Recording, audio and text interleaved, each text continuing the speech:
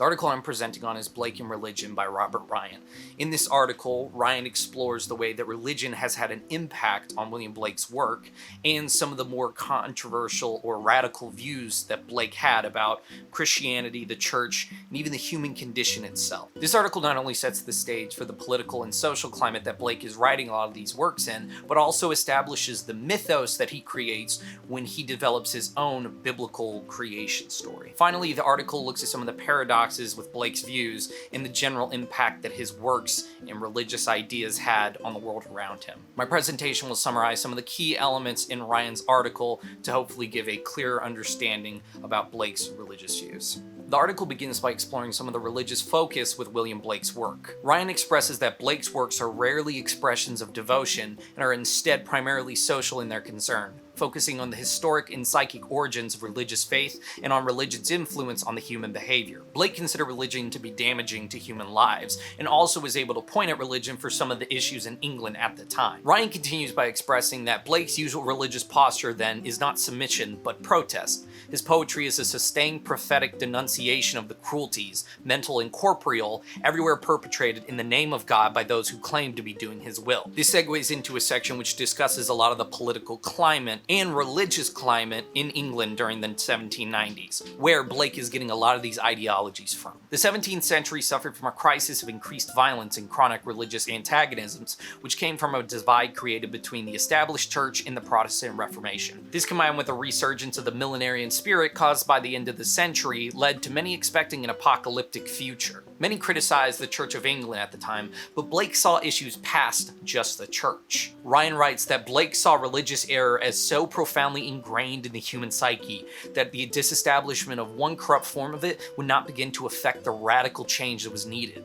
True reformation would be a mental apocalypse, more unsettling than any earthquake or revolution that had so far attracted the attention of millenarians. Blake called for a total corruption of Christianity, which he labeled as deism. The next section delves deeper into Blake's religious philosophies, the first of which being the true religion of Jesus, the distinguishing qualities of which were a radical demand for social justice, the cultivation of mutual love and forgiveness, and the fostering of creative freedom in religion, morality, and the arts. Ryan then calls upon the term demythologization, which is essentially the practice of detaching the Christian faith from the mythical world picture of the first century so that it could be reimagined in more modern terms. One of the main points in this section is how Blake sees religion in the world as a presence, as one of the most disastrous consequences of humanity's fallen condition. Ryan then explores the first book of Urizen, Blake's own version of the biblical creation story, which establishes a Lovecraftian scene of psychic warfare which created the cosmos, an eldritch council of godly beings named the Eternals,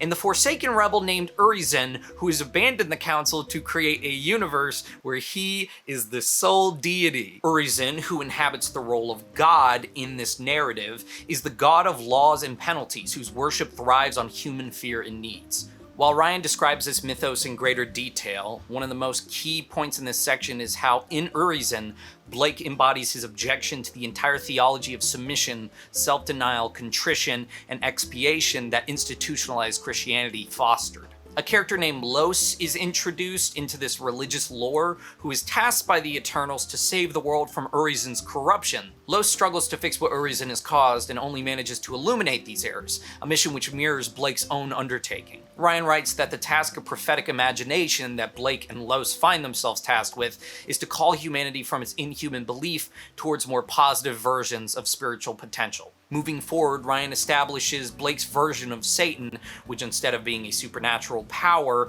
like in Christian tradition, is now the self-destructive and antisocial instincts that exist within every individual and stand in the way of the imaginative health and psychic integrations. Blake's idea of Satan is important because it's emblematic of Christianity and organized religion. Ryan writes that Blake sometimes calls Satan the god of this world.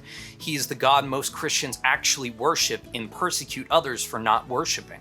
The religion of Satan is one that is practiced in most churches and on most Sundays. an ideology that accepts the present defective order of the world as a manifestation of God's internal will. It serves the state's need for security by assigning chaplains to its armies and prisons, and by providing a religious rationale for any public policy that requires one, from genocide and slavery to subtler forms of racism and economic injustice. Usually defining morality in sexual rather than in economical terms, it encourages repression and submission rather than liberation. In short, it discourages its adherents from imagining or even desiring a world order much different from the one at hand. Subsequently, Jesus remains his Western European figure, but instead of being a figure who rules humanity, he simply embodies it. Ryan writes that Blake actually defines the true religion of Jesus as an unconstrained use of imagination, which allows individuals to find their religious truth. The article continues by looking at some of Blake's skepticisms with belief, as he felt that it could inhibit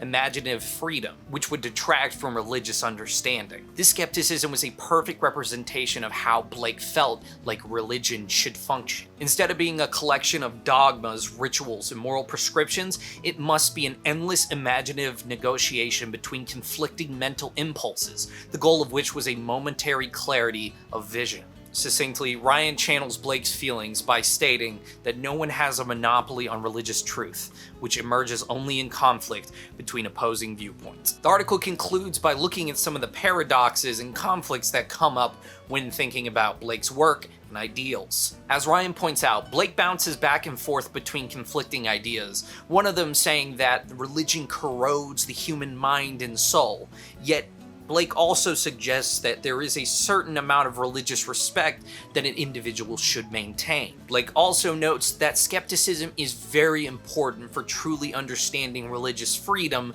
yet he also says that too much of it can be a slow and insidious killer. The article concludes with Ryan painfully noting that Blake had no noticeable influence on the religious consciousness of his society, especially when compared to his peers. In conclusion, Robert Ryan's article maps out some of the ways that religion impacted Blake's work, and also identifies some of the challenging and radical ideas that Blake had about the church, organized religion, and humanity itself.